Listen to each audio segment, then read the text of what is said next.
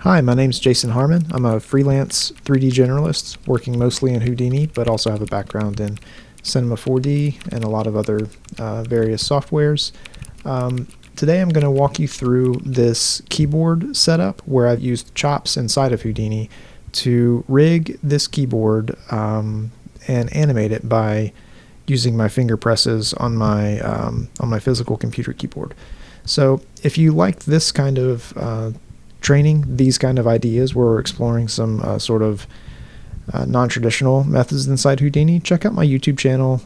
That's at what I found, just YouTube/what I found. Follow me on Twitter, also at what I found. There's links here in the description. So thanks so much. I hope you enjoy this walkthrough. Not long ago, I posted on Twitter a screen record of this or a similar keyboard chop setup that I had created. In the Twitter setup, I was sort of controlling this live. Here I've pre-recorded input from my computer keyboard, my physical keyboard. I've recorded that in chops and it's driving a number of these keys on the keyboard.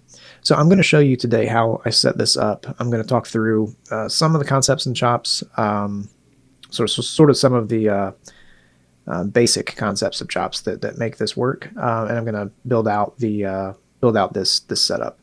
Some of it I might not go step by step. I might just sort of like explain this node tree, but I'm not going to leave anything out. I'm just not going to step by step press every button, build everything. So let's jump right in, and I'll show you how to set up something like this. So I should also say I have a lot of other chop tutorials. If you feel like at any point in this lesson some of these things are going over your head, or I'm not taking long enough to explain them, I have a dedicated keyboard chop tutorial. I have several others, and I'll have links to those. So check those out. Come back if this stuff feels like it's over your head. So now I'm going to talk kind of sort of theory. Maybe theory is not a good way to say it, but just I'm going to talk approach about how I wanted to tackle this problem. First thing I knew with my model here, and this model came from Sketchfab. I'll have a link to that. It was free, so you can grab this. It's got a couple like reversed faces that I clean up. That's not important right now. But I knew looking at this model a couple things. One, I knew I didn't want to attempt to split out each key individually and assign a transform node and animate that node by node. That'd be too much work. I don't feel like it would look as good, and I know there's a better way to do it. So that was step one. I knew I didn't want to animate keys individually. And then step two was if I split out this board, and if I go into, let me turn this off. If I go into the side view, you can see that these keys sort of, each row is going to have a slightly different angle that they're going to need to press in on. So I needed to solve for that too. And so knowing what I know about chops and how that works, and also knowing that there's specifically a keyboard chop that lets me use my computer's keyboard to create inputs, I knew I wanted to go that route. But there was a few things I needed to consider. The approach I came up with was I'm going to need a start pose or a start state for this keyboard, which is what we've already got. And I'm going to need a key pressed state for the keyboard. And then I'm going to use the information in chops. I'm going to use attribute information to blend between those two positions on a per point basis. So knowing that gives me all I need to really approach this. So I'm gonna walk through this bit of my geometry setup. So here I've just imported the geometry, transformed it down to a more reasonable size, and I've split out the keys. And then on this side, I'll get to that in a second. What I'm going to do is I'm going to create I'm going to create channels that are going to hold animation per key on my keyboard, and then I'm going to, via an attribute, I'm going to transfer those independent animated channels to each point. I'm going to bind those to each point via an attribute. So rather than have, how many points do we have here? All these points feeding into chops. It's not smart. I'm going to pack these. I'm going to pack this geometry. I just using the symbol swap, and I'm packing these as almost as if they were fragments of a fractured object. So the symbol swap will take 3D connected objects and create packed primitives out of those. And if I view this as centroid, you can see that in essence I just have 1 point per key, and that's exactly what I want. And then on this side, what I've done is I've split off this. Let me turn on my wireframe. I've split off this curved plane because, again, what we're dealing with here is the curvature of these keys. And what I need to do to create my key pressed state is I need to define a sort of a vector for these keys to travel along. And if I take the normal from this curved plane, that should match up really closely. So I subdivided the plane a little bit, and then I assigned point normals to it. Now if I turn on my point normals, you'll see that should loosely define the vectors that the keys need to travel. So then from that point, I just transferred my normals from my keys to the points. So just with an attribute transfer, I just set the point normals to transfer to my packed geometry. And if I hover over this information, left click on the normal, that should, yeah. Now we can see that these, because right now I'm viewing my packed geometry, I have 100 points because that's how many keys I have. And we can see that the normals have been transferred onto there. And so from this point, this is really easy now to just create my secondary pose. And I can do that with a peak. I'll just drop this down and let's type peak. And what this does is it will displace a geometry along its normal. So if I template this and look at my key pressed, so just peaking this down a little bit of a negative value will give me my secondary key pressed state. So geometry wise, that's really what I need. So now I need a system to blend between the up state and the down state. And I want to do that via point attributes. So I'll go ahead and show this, and then I'll come back over here. So I'm just going to slide this over here, and I'm going to make a null and call this pressed. And then I'm going to make another null. I'm just going to feed this from here. This has my point normals and everything, and I'm just going to call this up. Okay, and now I'm going to make an attribute vop. And I'm going to sort of set up a basic version of how to blend between these two things. So in our vop here, what I have is my current point position. And let's get I think it's import point attribute. Yep, and this defaults to the position attribute. So what I want to do, if you remember, I plugged in sort of my default state into input 1 and my key pressed state into input 2. I want to grab that position information from my input 2. So op input 2, feed into file. It asks for the attribute. I already have the attribute, which is my position. And so now I just need to blend between these two positions. So if I drop down and mix a mix vop, and I plug in my position from my first context geometry and my position from my second context geometry, and then let's pipe that back out. This is the output of a vop. So plug that into the position, because that's the attribute that I'm looking to change. And let's promote this. Let's promote this bias just for a moment. And now when I go from 0 to 5, this is an on viewport issue. I discovered this while I was recording this video. If I just drop an unpack here, let's see. Yeah, if I unpack this geometry, you can see this update. So now I'm updating. I'm blending between these positions sort of in a global way. But if I were to come in here and let's just get a turbulent noise, and let's plug that up to our position, and then rather than this bias be driven by a constant, let's drive this by noise. And let's turn this into, I think a 1D noise is going to be fine, but let's really up our frequency. And so now you can see, let me up my amplitude as well. So now you can see that on a per point basis, I'm able to control this sort of a blend shape between the up position and the down position. And I'm going beyond my down position because I've upped my amplitude to a ridiculous number to illustrate the point. So this is the setup, and now what I need to do is I need to, rather than use noise for this bias, I need to create an attribute that I can animate with my keyboard to feed this bias between these mixed positions. So we're going to hop into chops and do that now. So let's go up one level. I will likely delete this. I just built that for an example. So I said we're about to hop into chops, and that is true, but we also there's one thing I forgot to mention that I'm going to go over now, is we need to create some order to these points, because when we look at our point order here, and point order is going to be really it's going to be really important, and you'll see why in just a second. These points are all over the map. It's like 90, 91, and then 62. They have some semblance of order, but like right here, 41, 40, 59, 39. So it's not going to work. What I need to do is I need to create some order here so that I know that my top rows of keys is from left to right, ordered 0 to whatever the highest number is. And that's easy enough to do with a sort SOP. You can change your point sort to X or even Z, depending on how your keyboard's oriented in your scene.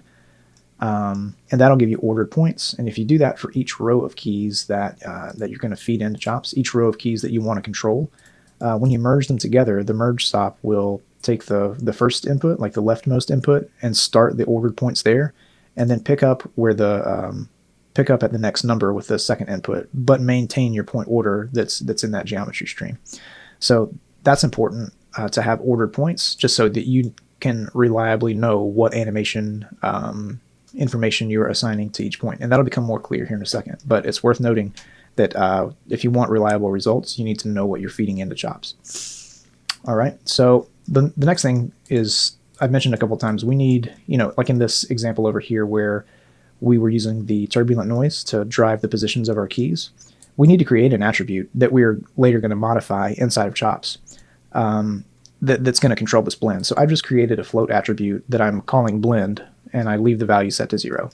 And then I create a null that I'm going to, at one point I was referencing this into chops. I figured out a way after doing it a couple times that I don't even need to reference my geometry into chops, but it's worth noting that if you need to pull it in, just have a null that you can pull in.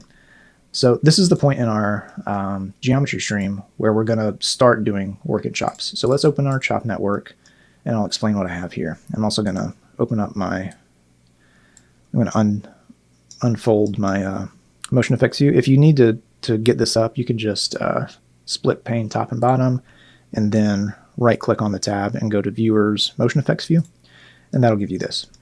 So I'm going to turn this off, and I'm really just going to rebuild this altogether. So the first thing we need, as we've said, probably as I've beaten this into the ground, what we're going to need to do is we're going to need to create animatable channels, one channel per point in our geometry. So let's drop down a keyboard chop to begin with, and I do have a longer tutorial on the keyboard chop. Feel free to check that out if I move too quickly here. The keyboard chop expects you to define a channel name. So like when you click this blue flag, that will show you, let me change the color here. That's going to show you whatever channels are present in this chop.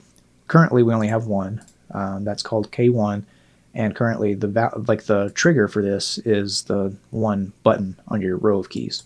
So what I'm going to do is I'm going to change this to Q, and I'm going to change the value to match, so just so that I know what I'm doing. And then I'm also going to say the next key on my keyboard is W, E. You can see where I'm going with this. So I'm going to do W, E. And a couple gotchas about the keyboard chop is it can only do 9 keys at a time. So I had to use multiple of these. So anyway, let's just leave this here. And now the last thing to know about this is to get Houdini to stop recognizing your keyboard as an input device, like for hotkeys or to navigate around the viewport, you need to go into intercept mode. And what this does is this changes how your keyboard functions. So now rather than being an input device for controlling the software, it's an input device to control this chop. So now when I hit Q, W, this was set to V, let me set this to W. So when I hit Q, W, E, you can see the corresponding channel to the key bounce from 0 to 1. And using the keyboard chop that's really all you need to know to set this up. Let me hop out of intercept mode, and then I'm just gonna copy and paste these. Delete. There. Just so that you're not watching me go through and monotonously set up all these different keys. So I'm going to merge these together the same as you would in SOPs, and let's check out this channel, or let's check out the channels of this chop. It's probably hard to see, but I have Q all the way through M. That matches the order of my keys on my keyboard. Also, if you middle click over here, you can see I now have 28 channels because I have 0 to 27, which is 28 points. I need a matching number of points to channels to avoid errors when I bring this information back into SOPs. So 28 points, 28 channels, and now I need to map these channels to the blend attribute that we've created on these points. So as is right now, these channels are named by their letter. To get this to match in SOPs, I need to change this name to be a blend, to have the attribute name and then the corresponding point number that I want to assign it to. So a couple ways to do this. Originally, I was bringing in my the geometry at this point in the stream. I was bringing that in with the blend attribute and have that represented as a channel, and then I was using a chop VOP to assign these values to the blend channel. But then I started thinking it's probably, I don't really need to do that. I can just rename these channels to be what I need them to be and then reference them in that way. So that's what I ended up doing. It's a little bit cleaner setup, but it may be not as obvious or explicit what we're doing. So let's drop down a rename. And what I'm going to do is I'm going to rename everything. That's that star or the wild card. So I'm going to rename every channel in this stream to blend. And I thought that I could just do blend star, and then what that would do if we middle click. I've got blend cube. Yeah, that's not doing what I want. What I need is these to be blend 0, 1, 2, 3, 4, 5, all the way down to 27. So the way to do that is if you put square brackets and then just define your range 0 through 27. Now when I look at it, I have blend, which is my base name, and then it's numbering these channels in the order that they're coming in. It's just naming them according to the number that they come in, 0 through 27. If you needed this to be 10 through 37 or whatever, you would define it there, and then that would be the name that you get. So that's all you do in chops here. Let's drop down a null, and I'm gonna just call this out. Let's highlight it, and then let's hop back up to back up to SOPs, and we'll bring this in. Here, I'm gonna delete. Well, let's see. I'll make a new one of these. To bring information out of chops into SOPs, the way to do that is to use a channel SOP. Okay, so we have a channel SOP, and now when you activate that, you get an error for a number of reasons. The first reason is you need to define which chop you need to reference the correct chop. So I'm going to pull my out null. That's the one that we just created here. And then secondly, we need to say a couple things. We need to say what are the names of all the channels that you're bringing in. So ours are named blend. Now, I mean, they're technically named blend 0 through 28 or through 27. But if you just type in blend and then say which attribute scope you're going to apply that to, so this is the channel scope. This says, hey, which chop channels do you intend to bring into SOPs? You say, oh, any of them that are titled blend, bring those in. And then it says, well, where do you want to put them? What are you assigning these to? So I'm going to assign these also to my blend attribute. And it still didn't work. And the reason being is we need to set this to animated. And as soon as we set that to animated, we're going to get values. And we can see this, I'm going to show in a geometry spreadsheet. Let's go into intercept mode. Now when I hit my Q key, the blend value on my 0.0 changes from 0 to 1. And as I go down the keyboard, you can see all those blend attributes changing. So my chop channels are now linked to the point attribute values for this blend. And that's what this channel SOP's doing. So let me get out of intercept mode, and I'll just delete my old channel and plug in the new one. And now in this VOP, you can see this is the same thing that I set up in our example where I was using the noise. But rather than driving our bias with I'll delete this, rather than driving it with a constant or with noise, let's pull in via a bind attribute, or just a bind. Let's pull in the float attribute that is called blend. And now let's connect that there. Connect that to our bias. And now if we look at our unpacked geometry, let's turn off our points. Let's come into our motion effects view so we can see our channels moving up and down, and let's go to intercept mode. We've got, I'll do it on my loud keyboard so you can get a nice sound. So we've got this live link going on between our physical keyboard and our keyboard model. And that's really it. That's really the bulk of it. Now, if you want to, I'm sure you are going to want to, let's hop out of intercept mode. You're going to want to record this, or otherwise, why did we build it if you can't really render it? So to do that, there's a record chop. You just drop that in line, usually last before your output. it's going to be default set to start recording values to these channels anytime that you press play down here in your frame range. So that's all good. But once your play range, or once you sort of loop around, if your playback is set to loop, you're going to start overriding your sort of, as the playhead goes, it's going to overwrite your values. So to avoid that, just set your play, these play preferences, just set that to play once. Let's hop back into intercept mode, and let's go. We'll just type. And what you can see is that as I'm just bogus typing here, those channels are populating with all kinds of impulses from my keyboard. All right. Now, if we were to go back here and start playing again, those get overwritten. So, you know, don't overwrite them if you don't want to. I'll just type some more, and then I'll do it one last time.